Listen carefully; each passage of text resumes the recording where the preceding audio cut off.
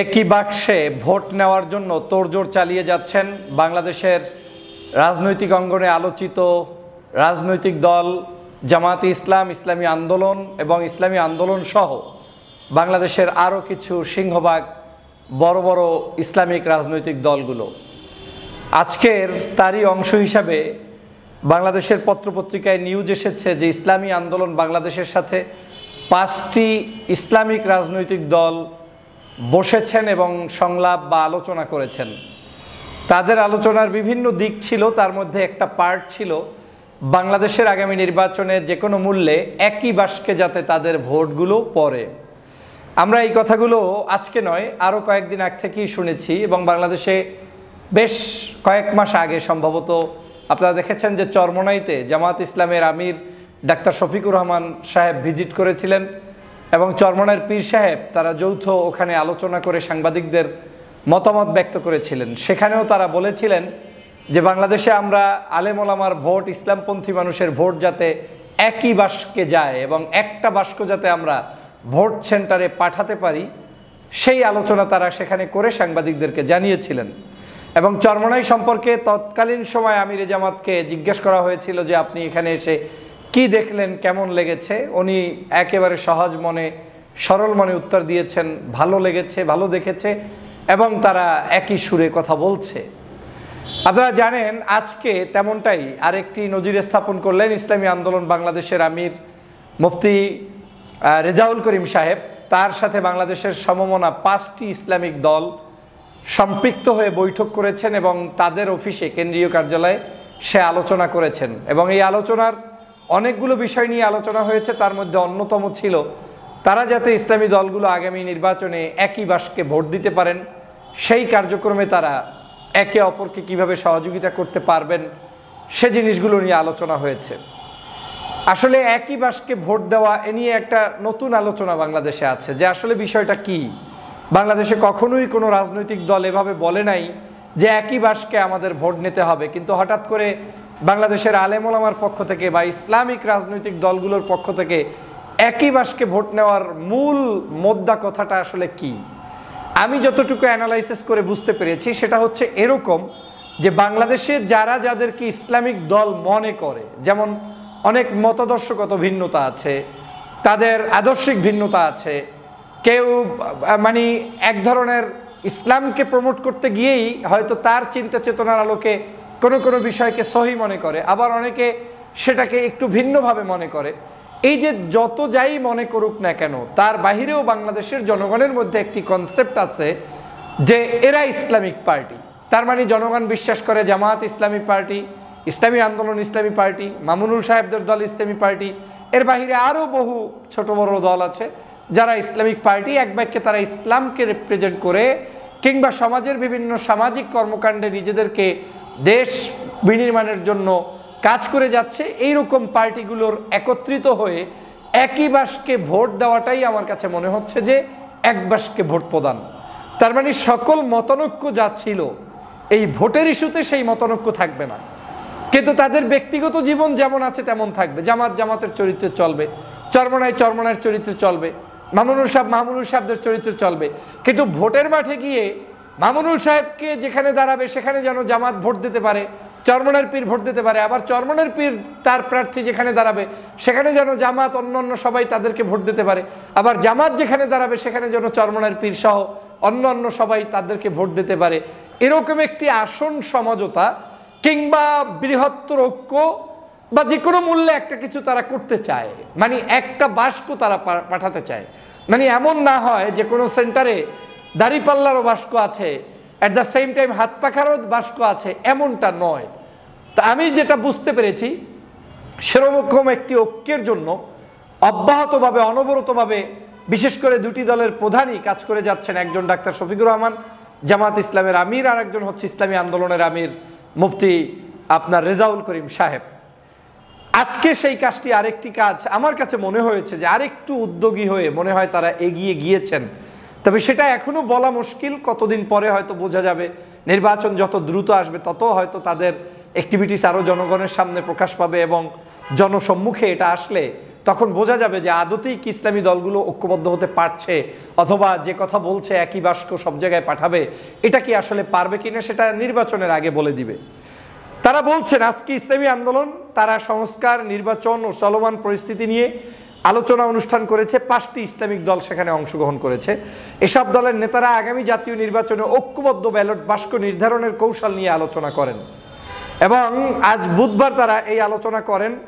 সংলাপের পর ইসলামী আন্দোলনের আমির সৈয়দ রেজাউল করিম বলেন, আমরা সমমনা 5টি ইসলামিক রাজনৈতিক দল একত্র হয়ে কতগুলো মৌলিক বিষয়ে ঐক্যমতে পৌঁছাতে পেরেছি। সামনে জাতীয় নির্বাচন, আমরা যেন ইসলামী দলগুলো একটি বাক্সে ভোট পাঠাতে পারি, বিষয়টি নিয়ে কাজ অনেক দূর এগিয়েছে, অনেকের আন্তরিকতা প্রকাশ পেয়েছে, আলোচনায় আমরা সন্তুষ্ট। রেজাউল করিম আরও বলেন, প্রয়োজনীয় গুরুত্বপূর্ণ সংস্কারগুলো শেষ হওয়ার পরই যৌক্তিক সময়ের মধ্যে জাতীয় নির্বাচন আয়োজনের বিষয়ে সবাই একমত হয়েছে। বিদেশিরা যাতে বাংলাদেশে নিয়ে তালবাহনা করতে না পারে এর প্রতিবাদ করার বিষয়েও সমমনা রাজনৈতিক দলগুলো একমত হয়েছে। ইসলামী কল্যাণ রাষ্ট্র প্রতিষ্ঠায় আমরা ঐক্যমতে পৌঁছেছি। ইসলামী আন্দোলনের আমির আরও বলেন, রাজনৈতিক দলগুলোর সঙ্গে এটি শেষ সংলাপ নয়, লক্ষ্য পৌঁছানোর জন্য ধারাবাহিকভাবে এই কার্যক্রম সংলাপ চলবে।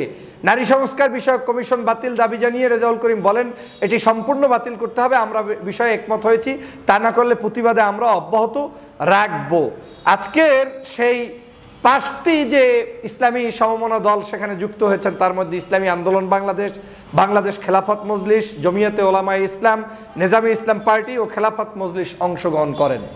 তো বাংলাদেশে আগামী দিনে আমার কাছে মনে হচ্ছে আজকের এই আলোচনা থেকে যে আলেমদের দূরত্ব একটু না হলেও কমা শুরু হয়েছে। আর সবচেয়ে বাংলাদেশের বড় দূরত্ব তো মনে হয় জামাত ইসলামের সাথে ইসলামী আন্দোলন, যেহেতু বড় রাজনৈতিক দুটি দল, তারাই যখন একই বাক্স নিয়ে পাঠাতে চান মাঠে ময়দানে, তো সেখানে নতুন করে ছোট ছোট অন্যান্য ইসলামিক রাজনৈতিক দল দূরে থাকবে, এটা আমার এখনো বিশ্বাস হয় না। যদিও রাজনীতির শেষ বলতে কিছু নেই, যে কোনো কারণে, যে কোনো স্বার্থে, যে কোনো প্রয়োজনে, যে কোনো অজুহাতে এই অন্যের বিরোধিতা করাটা, এটা আমার দেশের একটা নীতি, মানে সাধারণ ঘটনা। সেই জায়গা থেকে হয়তো একত্রে আসাটা মানে খুব একটা দুষ্কর হয়ে বসতে পারে। তবে আজকের এই চরমনার পীর সাহেবের সাথে এই 5টি দল যে বসতে পেরেছে এবং তারা যে অন্তত এক বাক্স পাঠানোর ব্যাপারে কিছুটা হলেও পজিটিভ ধারণা পোষণ করেছে, আমি এটাকে কোনোভাবেই ফেলে দিতে চাই না বা বলতে চাই না। একজন রাজনৈতিক কর্মী হিসাবে, বিশ্লেষক হিসাবে আমি মনে করি এটা অত্যন্ত গুরুত্ব বহন করে। এখন যদি একে অপরকে ছাড় দেওয়ার মানসিকতা থাকে, ভালো মানসিকতা থাকে, ঐক্য করতে হলে ঐক্যের কিছু থিম লাগে। যেমন আমার ভিতরে লুকিয়ে থাকা অনেক কিছু ছেড়ে দিতে হবে, ঝেড়ে ফেলতে হবে।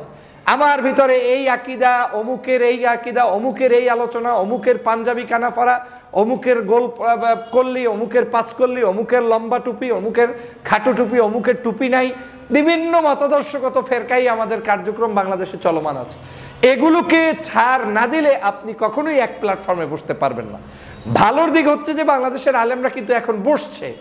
এখন এই জোট হলেই যে তারা ক্ষমতায় যাবে এমনটা না। আমি বলছি যে একটা জোট হলে একজন আলেম যে বসছেন, একত্রে চলছেন, তার কিন্তু সম্মানটা জাতির কাছে তাজ, মানে কি বলে, মাথার তাজ হিসেবে থাকবে, যে তিনি কারো কাছে কোনো ধরনের কি বলে মুসলেকা দিয়ে কিংবা কারো কাছে হাত পেতে ক্ষমতায় যাওয়ার স্বাদ নেয়নি, বরং তারা ঐক্যমতে পৌঁছেছে। এই ঐক্যমতের পরেও কিন্তু নির্বাচনের আগে বহু রাজনৈতিক সমীকরণ হতে পারে, সবাই মিলে আবার নতুন আরো বিগ প্ল্যাটফর্ম হতে পারে, আবার দুটো মহাজোট হতে পারে। একটি হতে পারে ইসলামিক জোট, যাদের সাথে আরো ছোট ইসলাম ছাড়াও ভিন্ন দলের লোকেরা প্রার্থী হতে পারে, আবার আরেকটি হতে পারে বিএনপির জোট কিংবা একক প্রার্থী। তো নির্বাচন তো আমাদেরই, বাংলাদেশেরই, এখানে ভয়ের কিছু নেই। এই যারাই নির্বাচন করবে তারা প্রত্যেকেই এখন কিন্তু দেশপ্রেমিক, আর দেশপ্রেমিক যারা না তারা কিন্তু পালিয়ে গিয়েছে। অতএব আমাদের এই পজিটিভ জায়গাগুলোতে অ্যাপ্রিসিয়েট করা উচিত। ধরেন ঐক্য হচ্ছে, তাতে আপনি কি অসন্তুষ্ট? একজন আলেম বসছে, তাতে কি আপনি অসন্তুষ্ট? আলেম বসছে, কথা বলছে, গল্প করছে, এ তো আরো আমাদের জন্য লক্ষণ ভালো যে ঐক্য হচ্ছে বাংলাদেশ। আর যদি আমরা নিজেদের স্বার্থ চিন্তা করি, তাহলে এই মানুষগুলো ঐক্যবদ্ধ হতে না পারে, সেই মানুষগুলো যাতে ঐক্য হলে ক্ষতি হবে, তার মানে তাদেরকে অনৈক্য করে আমরা আজীবন আমাদের স্বার্থ লুটে নিতে চাই, যেটা আমি ব্যক্তিগতভাবে কোনোদিন সমর্থন করি না। যদি এই সমগ্র আলেম ওলামা ব্যক্তি আমার বিরোধিতাও করে, তারপরেও আমি তাদের ঐক্য চাই। আমি আলেমদেরকে মাথার তাজ হিসেবেই দেখতে চাই, কিন্তু আলেমদের এই ঐক্য ধরে রাখাটা আলেমদের দায়িত্ব। জেনারেল মানুষরা কিন্তু সবসময় বলার চেষ্টা করে যে আপনারা আলেমরা এক হন না কেন, আপনারা হলে তো আমরা আপনাদেরকে পছন্দ করতে পারি, কিন্তু আপনারা তো একে অপরের পিছনে থাকেন। এই যে একটি কনসেপ্ট জাতির কাছে ঘুরে ফিরে আলোচনায় আসছে, এটা আমাদের ভাঙতে হবে বা এই আলেমরা ভাঙবে। আমার মনে হচ্ছে এই বিশ্বায়নের যুগে, এই বর্তমান সময়ের চাহিদার আলোকে রাজনৈতিক শিষ্টাচারের মধ্যে আলেমরা এইবার ঐক্যবদ্ধ হওয়ার একটা পসিবিলিটি আছে। তবে এটাও সত্য, যদি এইবার আলেমরা ঐক্যবদ্ধ না হয়, কিছু কিছু আলেম যদি ঐক্যবদ্ধ না হয়ে ভিন্ন চিন্তা করে, তাহলে দেখবেন জনগণের কাছে তাদেরকে প্রশ্নবিদ্ধ হতে হবে।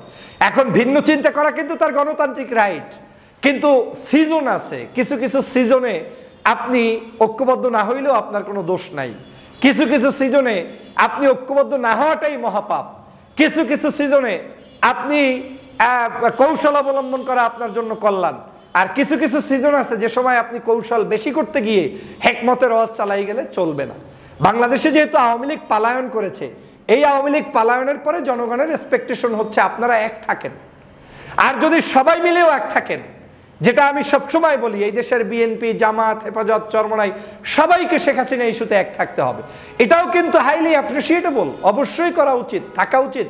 কারণ ফেসিবাদকে 16 বছরের সকল অন্যায়কে রুখে দিতে হলে আপনাদেরকে এক থাকতে হবে। যেহেতু নির্বাচন হচ্ছে, আওয়ামী লীগ ছাড়াই হওয়ার সম্ভাবনা বেশি, সেহেতু নির্বাচনী প্ল্যাটফর্মে এক হয়তো নাও থাকতে পারেন, কিন্তু আলেমরা এক হয়ে ভিন্ন জোট হলে সেটা দেশের জন্য অকল্যাণ নয়, বরং কল্যাণকর।